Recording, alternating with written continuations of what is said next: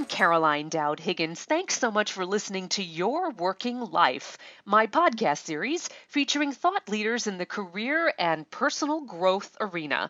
I know that you spend a significant portion of your life at work, so I'm on a mission to provide you with tools, inspiration, and resources so you can enjoy your career and love your life. And I'm especially excited about my wonderful guest today. Denise Restauri is with me. Denise, welcome to the show. Thank you, and so happy to be here. Thank you. I am too, my dear. I've been eager to interview you. We are kindred spirits in many ways because we're passionate about empowering women.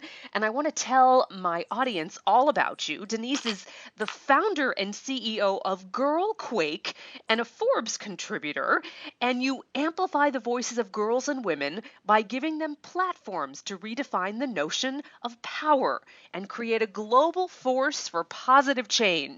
Denise, you're also the author of the Forbes book, The Roaring Thirties, Brutally Honest Career Talk from Women Who Beat the Youth Trap. Love, love, love that. You're also the executive producer of the inaugural Forbes Women's Summit, and you serve on the boards of female-led organizations, and you've been named to numerous people to watch lists, including 21 leaders for the 21st century. So Denise, welcome. I'm just so ecstatic that you're with me today.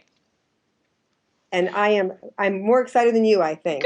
Good. Okay, my dear. Well, we can feel the energy, right, over the cyber waves. So let's get right down to the book, The Roaring Thirties, Brutally Honest Career Talk from Women Who Beat the Youth Trap. How did this book come to pass? It was late one night and I was thinking about women in their 30s. I was writing a post for Forbes.com and I thought, who do I know in their 30s that I may not know about? Who do I know? What do I want this post to be? And I was really tired. It was like 1 o'clock in the morning. So I couldn't call any of my friends. And I Right. thought, I'll just Google. No, we can debate my Google search, but this is not about, my Google search. But I Googled successful women in their 30s. And all that came up were articles about women in their 30s dating or looking for a husband. And Wow. I thought, oh my God, this is crazy. Women have to be looking for more or doing more. I mean, I know women in their 30s and they're Right. doing so much more than just thinking about finding a date. So I thought, have we skipped this decade? Are we really focused on the under 30s and the over 40s, the power women? And Yeah. then, I thought, well, is it me? So I reached out to some other women and women in their 30s and asked them, are you also seeing this lack of media coverage for women in their 30s? And one woman who is said to me, she's in her 30s, she said, yes, being in your 30s is a barren wasteland of ambition without recognition. Oh my goodness. And that was one of those, you're like, wow. It's like, Startling. Yeah. yes, it's like how you just can't let that sit there, right? I mean, you Yeah. have to do something with that.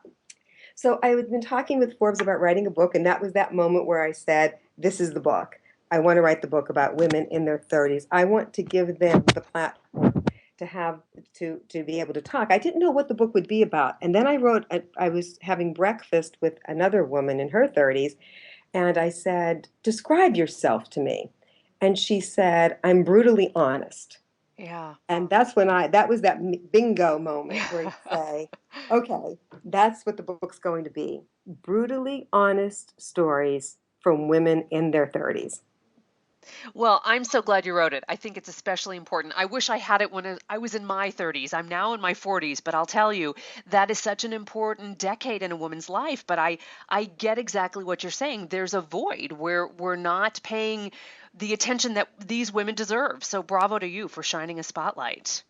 Well, and I'll tell you one of the other things that I want to share too, I think it's so impactful because the stories of these women will impact people, women, men of all ages.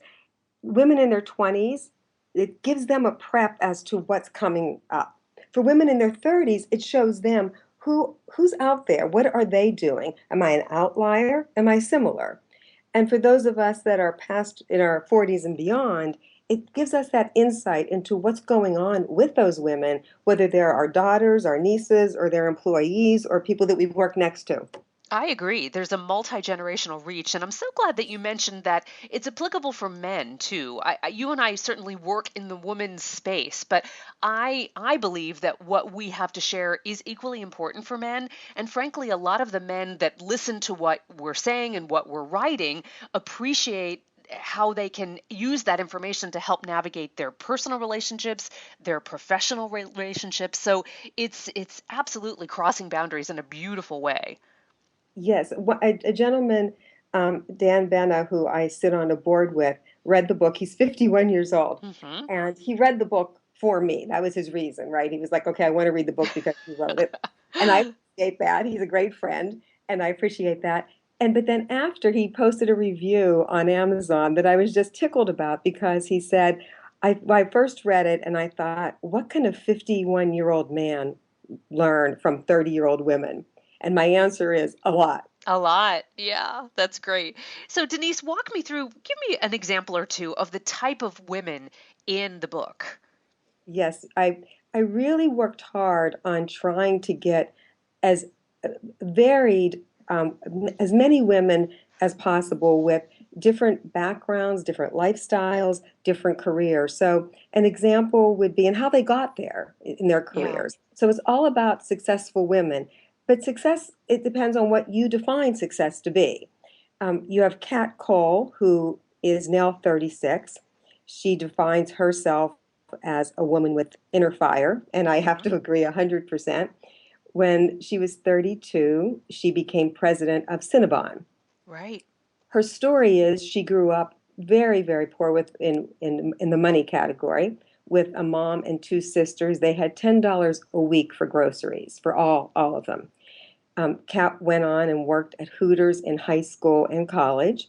And while she was in college, she got an offer from Hooters to go to Australia to launch Cinnabon there, to launch a Hooters there. Hmm. She dropped out of college, worked really hard at Hooters, and kept getting promoted. As she said, whenever someone didn't show up for a job, I took that job. It was like if the cook didn't show up, it was like I'll do that. She'd I do could do it, that right. today. She just jumped in and she learned the business inside out and backwards. And and when she was 32, she became president of Cinnabon. I think that's huge. I mean, she was only 32. Yeah, And in the book, she shares so many great stories about it's not all, these stories are not sugar-coated narratives. It's all about how I got there, the good and the bad, what I went through, and how do you take what I've learned and you apply that so it helps you navigate. So you have Kat, who became president of a billion-dollar company when she was 32.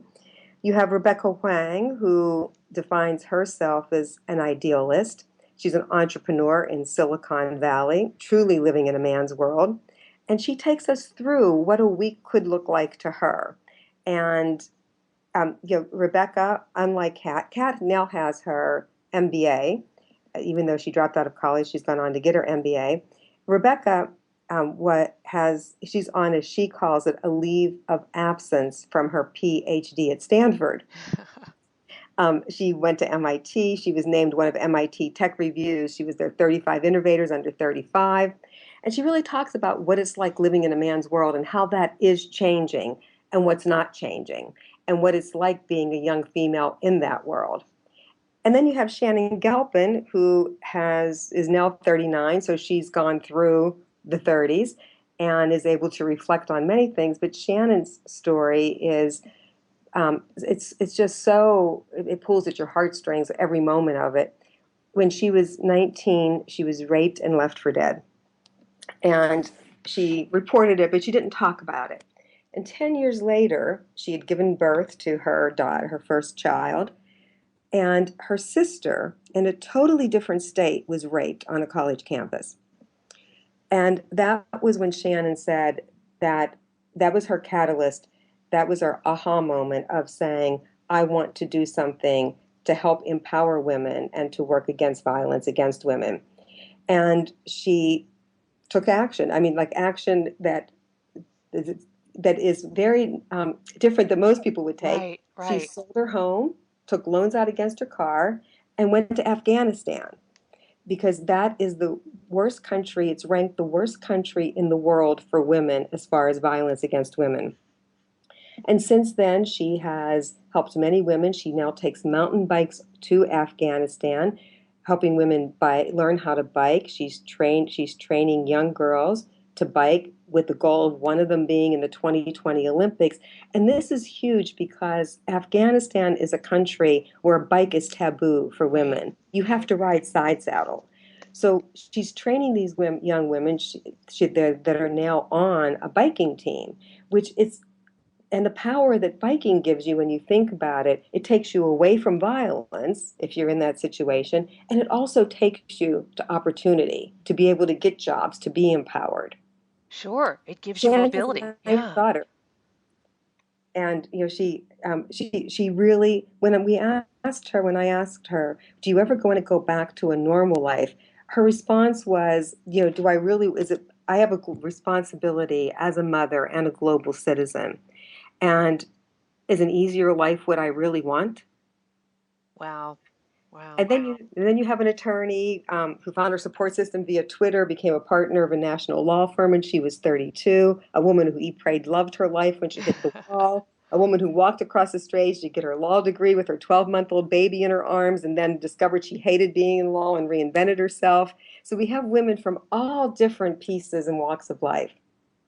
I love it. I love it. And I love the authenticity and the genuineness that these women shared their story with you and now with us.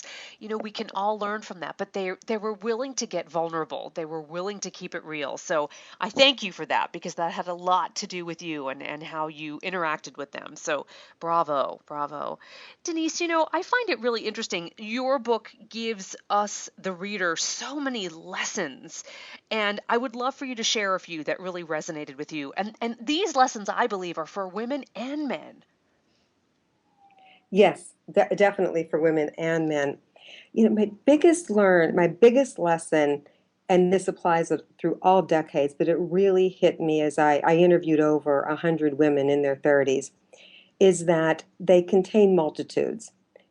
And we can't, as much as we want to, we can't categorize them and put them into a tidy little box. First of all, they would never allow themselves to be put in Right. a Yeah. box, right? But then that's a good thing.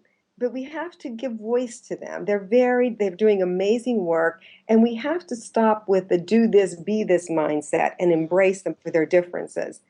And one of the biggest things for me was thinking about how we do that with millennials, we do it with boomers. We want to put people into this box, and we can't. We just really have to look at them as individuals.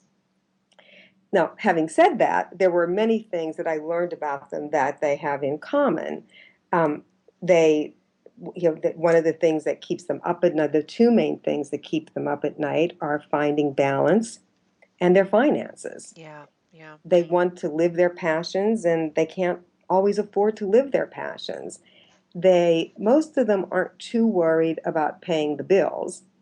um, they're successful women and they're in that position, but it's more that they're worried about their finances as to will they have enough to help do the things to live their passions Yeah. more Yeah. than can I pay the monthly bills.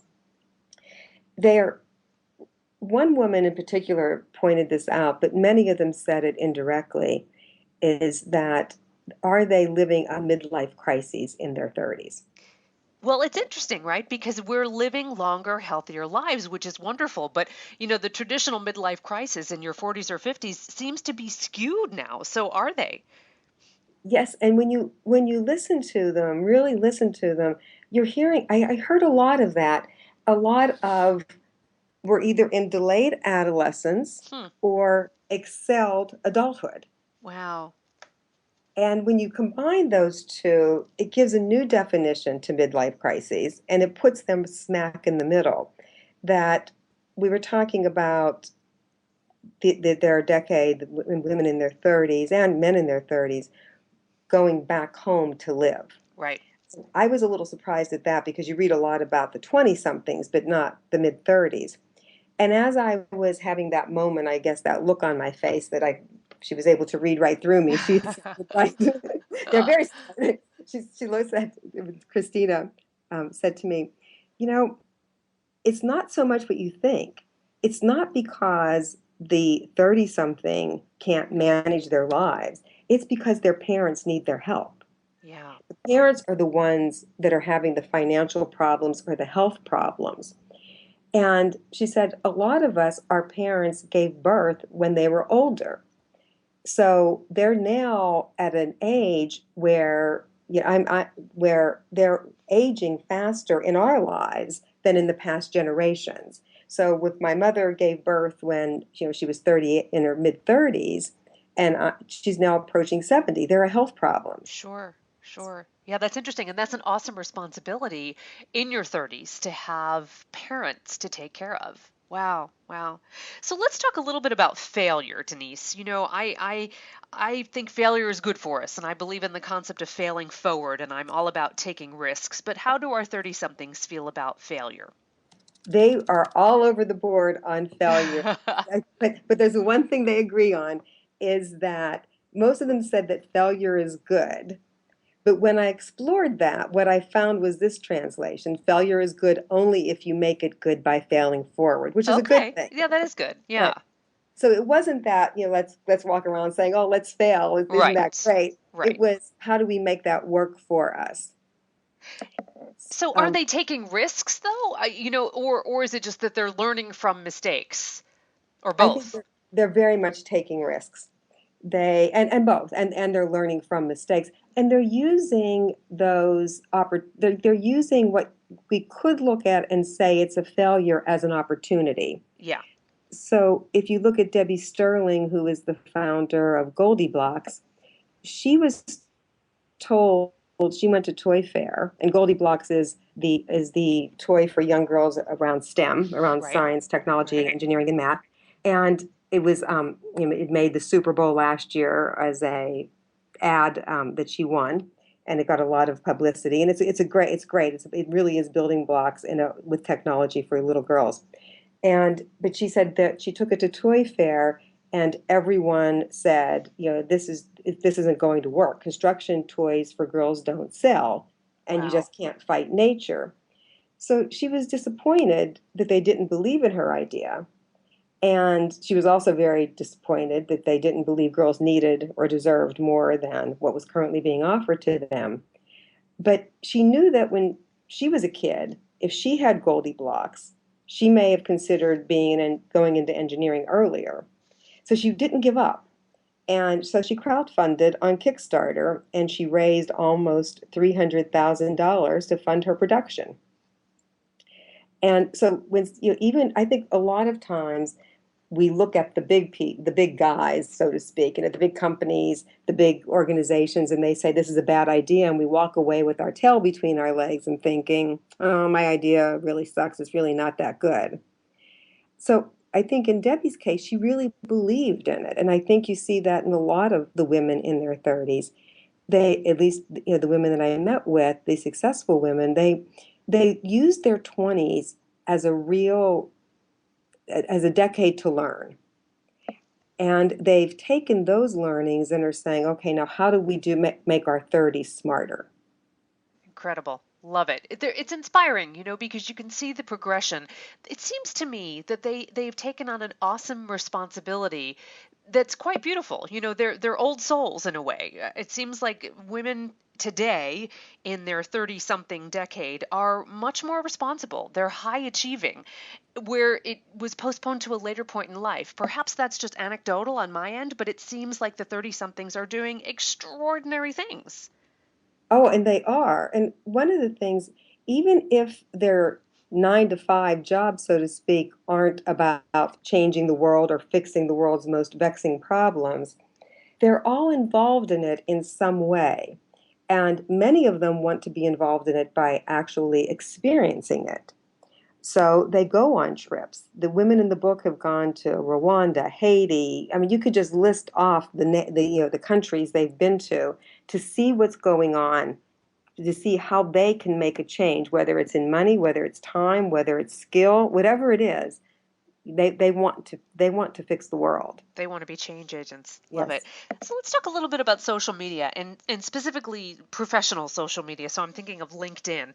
Are they using LinkedIn? Are they connecting? Are they expanding their networks with this tool and others? Yes, yes, they definitely use LinkedIn. They are very good about keeping their LinkedIn profiles up to date. As a matter of fact, two of them updated my profile with being author of the book for me. I just loved it. I loved it. Brilliant. Yes, very good. Very There are good. a few other jobs I need to get done. So here you go. But more importantly is their LinkedIn profiles are very complex. You think about it, the majority of the women are in the book are between 33 and 38, and a lot of them went to school, went to college, grad school, so they haven't been in the workforce all that long. Right. And their LinkedIn profiles are very complex because what they've done is when they're unhappy with something, they've learned, especially in their 30s, to not stick with it, to move on, that there's something else. But more importantly, they're doing more than one thing at one time. Yeah. So I bet those They're looking at, reflect their profiles, right? That they're just this mosaic of experiences. yes, yes, and one of the women in the book, Leslie Graff, who is has many different titles, an artist including one of them, talks about she could never answer that question. What do you Yeah. want to be when you grow up? And she thought, why am I shackled by one thing? Right. Right. Good for her. Very liberating. And she can tell that story. Yes, Brilliant. So let's talk about the proverbial biological clock. Now, the reality is women are having children when they want to, but how does this affect our 30 somethings? yes. Now this was a tough one to get. There was no one answer. Them and what I really once again learned something here is that you can't make any assumptions. A woman who is 38, mother of five, ages 1 through 10, Wow. masters, I would think that the biological clock is not impacting her at all. But yet she says it is. Really? Wow. Yes. In I mean, that she wanted more children? Tell me what her take was. yes, that she's not done yet, Okay. and that it's still impacting her, that Okay. she has given up and she continues to give up things because of the biological clock. And whether it's not, there's two things, whether she wants to have more children or taking care of her five children. Yeah. She had those five children in her late 20s, early 30s, and up to 37. And now that biological clock is still impacting her. Wow. Wow. Interesting. Were there any of the women in the book who said I don't want children, at least not now? Yes, yes. Some said they do not want children. Others said they do want children, but they are then, and I think a few of them that are married want children in that 33 to 36-year-old range, but they say it's not impacting them. They will figure it out, adoption being one option. Interesting. Interesting. Wow. It must have been such a joy to interview these women. How was that experience for you? Oh, it was wonderful. And it was wonderful from the moment it began, and we're still in touch. We're thinking about starting their Roaring Thirties club. Ah, that's great. That's great. And we don't know if it's a camp or a club. We're not Oh, sure what it is. But in serious, it's been wonderful. I have learned so much, and I've used what they've taught me. I realize now when I'm speaking, I'm quoting them. yeah. I'm Yeah. saying things like, well, as Kat Cole said, blah, blah, blah. And it's like, and I take that and think, I really learned something because I wouldn't be quoting them if Right. if it Yeah, didn't it resonate with it me. resonates with you. So, if you could distill one major takeaway, Denise, what might that be? And I'm sure there are thousands, but what's one of your favorites? Take away in which way? In what you learned from these women in their roaring 30s. That though there are just so many.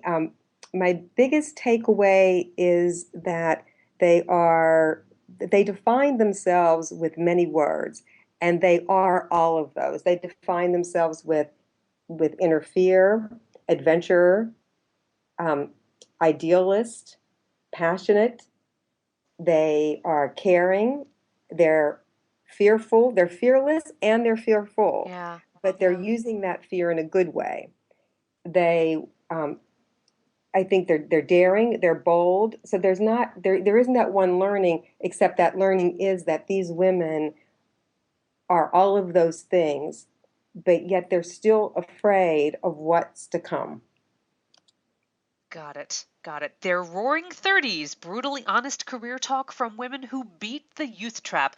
Denise Restauri, how can we buy your book? Well, that's a great question. Thank you. It's available on Amazon.com, available on iBook by Apple, and on Vook, Vook. Excellent. Excellent. And you have some incredible material that you're putting out in the social media sphere. How can we follow you online? Yes. So you can follow me on Forbes.com and just Google my name. You can just Google Restari, Forbes.com, or Girlquake Forbes. It'll all come up.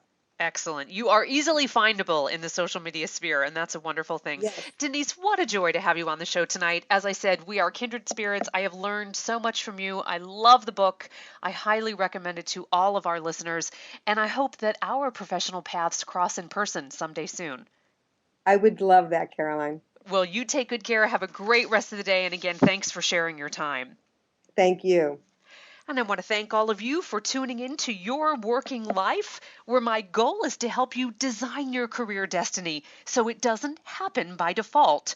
True career and life satisfaction is really possible, and it's time to embrace what you love doing so you can do more of it. I'm Caroline Dowd-Higgins. Take good care.